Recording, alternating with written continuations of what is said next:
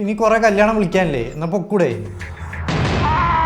അല്ല, കല്യാണം വിളി തീർന്ന്, ഇത് ലാസ്റ്റ് വീടായിരുന്നു. ഞാനിനി കുറച്ച് കഴിഞ്ഞിട്ട് പോകണുള്ളൂ. അപ്പൊ നീയും നമ്മുടെ കുഞ്ഞോളം ഏകദേശം സെയിം പ്രായമായിരുന്നു. അപ്പൊ നിനക്കും ഏകദേശം കല്യാണ പ്രായമൊക്കെ ആയിട്ടുണ്ട്.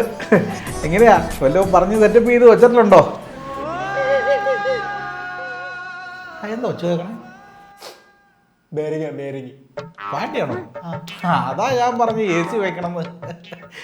ഇപ്പോഴത്തെ പിള്ളേരുടെയൊക്കെ ഓരോ കാര്യങ്ങൾ എങ്ങനെയാണെന്നാ. അതെ അതെ. ആരോടാ? അവനെ കഴിഞ്ഞ് കൂടായിപ്പോ നീ കാരണേ 3 പെൺപിള്ളേരാ ഇടവ മാറിപ്പോയത്. നിനക്ക് എല്ലാവരെയും ഓർമ്മയുണ്ടോ? അത് ചെറുപ്പത്തിലല്ലേ? ചെറുപ്പത്തിലെയോ? നീ 2 കൊല്ലം മുമ്പ് നമ്മുടെ കുഞ്ഞുമോളുടെ കൂട്ടുകാരത്തെയും എൽസമ്മ ആ എൽസമ്മയുടെ വേറെ പോയി എന്നതാണ് കാണിച്ചു കൂട്ടി.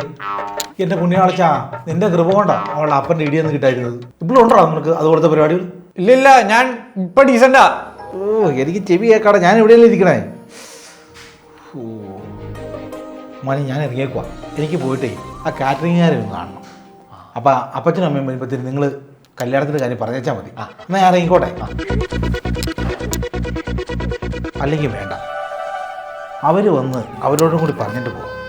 അതാ അതിൻ്റെ ഒരു മര്യാദ. അല്ല മോനെ, ശരിയല്ലേ?